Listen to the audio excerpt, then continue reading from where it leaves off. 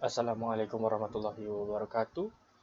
For our ICO final assessment group project, we have developed a Java program that will determine the arrow position for a Hamming code. So we are from group AhadDuck. My name is Amar Afham, metric number 2426713. My group mates are Ahmad Afiq, metric number 2425257. Ni Ahmad Idlan, metric number 2425345, and Dia Ezri, metric number 2429477. So first of all, we will be showing our flowchart. So here we can see that the program will start off by asking the user to enter 8 bits for word start. The user have to enter either 0 or 1 for each bits, and the program will assign the the bits that the user entered, and it will compute the check bits C1, C2, C4, and C8 using XOR formulas. It will place all the bits to 12 bits Hamming code array, and it will display the Hamming code for the word start. And then the program will ask the user again to enter another 8 bits of word to be fetched. So basically, it is the same process as the word start. And after getting the word start and word fetch from the user, the program will use XOR formula to get difference. And after getting the difference, it will combine into a 4-bit binary and convert it to decimals. After getting the decimal, it will display the decimal number and the arrow position for the Hamming code. So that's all for the flowchart. We will move on to showcasing our code, and we will demonstrate how the code will run, and we'll be showing the output of our code. Thank you. So in this video, we will explain the code and show you how it runs. So first of all, we initialize the scanner, so we're able to get inputs from the user right here. And then we initialize an array so we can store all the data bits needed for this program to run. So then we print out to the user to enter 8 bits of data for word start, and D8 is leftmost. This is different compared to the normal Hamming calculation that we do in class, because normally we do D1 first, which is rightmost, but for this program we do D8 first since it's less confusing for the user to input. And then we have a for loop, so let's go through this one by one. Int I equals 7, I less than equal or equal to 0, I minus minus. So basically this means that I starts at 7, and until I is less than or equal to 0, I will keep minusing by 1 for every time the loop runs. So we'll start.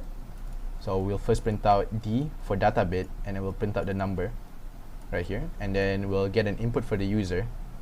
And we also have exception handling, which means that if the input from the user is not 0 or 1, the loop will break and ask the user to only enter 0 or 1 only. Okay, so basically this loop will run, and let's say that the user does input a 0 or 1 right here.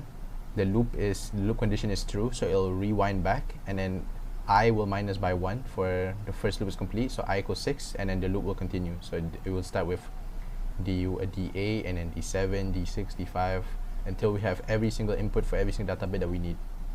Then we make a variable for every single input that we got, so D1 for data 10, which is the array. And then after that, we have all the data bits needed to perform the next step, which is to calculate the check bit using all the data bits that we've got. Now I will move on. Now I will give to my next group member to explain. Okay, now that we have the original 8 bits of data, we calculate the 4 check bits using the event parity method. Each check bit checks specific data position. C1 checks check bits D1, D2, D4, D5, and D7. C2 checks D1, D3, D4, D6, and D7. C4 checks D2, D3, D4, and D8. And lastly, C8 checks D5, D6, D7, and D8. These calculations are done using the exclusive OR operator, which gives us 1 if there's an odd number of ones in the group and 0 if there's an even number. Once we get the value for C1, C2, C4 and C8, we insert them into specific positions to form a 12-bit Hamming code. In Hamming code, the check bits goes into position 1, 2, 4 and 8 because these are power of 2. The rest positions are filled with the original data bits in the correct order. After arranging them, the program prints out the complete 12-bit Hamming code, which is the protected version of the original data. Next, the user is asked to input the 8 bits again, which simulate the fetch data. For example, after it's been stored or transmitted.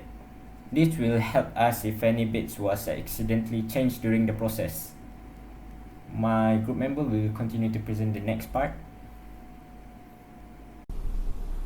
Now let's move on to the part of the program where we process the fetched word which might contain an error and generate its corresponding Hamming code.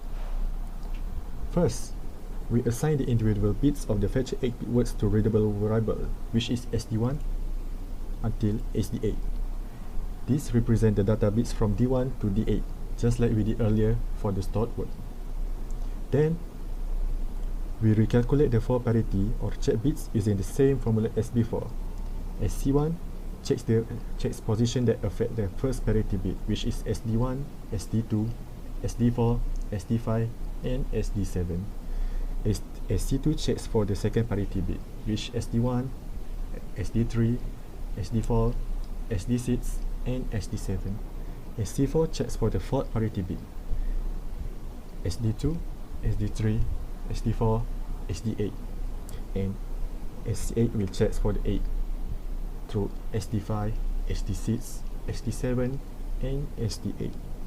Each of these is calculated using the SOR operation to ensure even parity, meaning the total number of ones involved should be even. After calculating the check bits, we will display them to the user. This will let us compare them later with the stored check bits and identify if there is any discrepancy, which would indicate a possible error in the data. Next, we build the 12-bit Hamming code for the fetched word.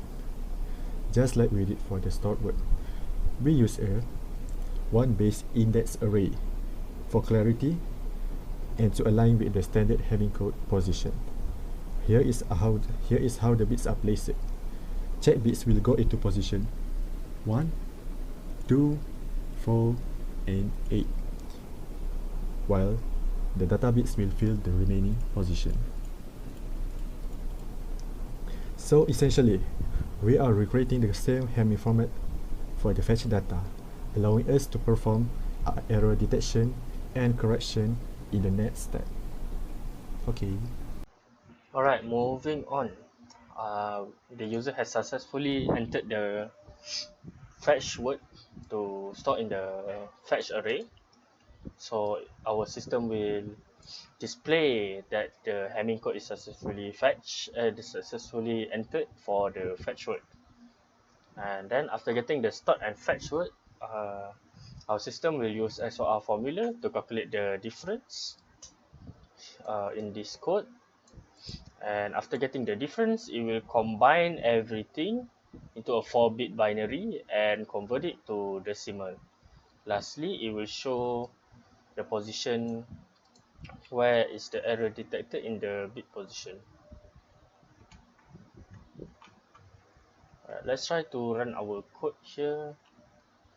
So enter like 0, 0, 1, 0, 0, 0, 1, 1, 1. Okay. So for the check bits, it will automatically calculate the check bits for C1, C2, C4, and C8. And then it asks us to enter the word fetch. So let's try entering 0, 1, 0, 1, 1, 1, 0,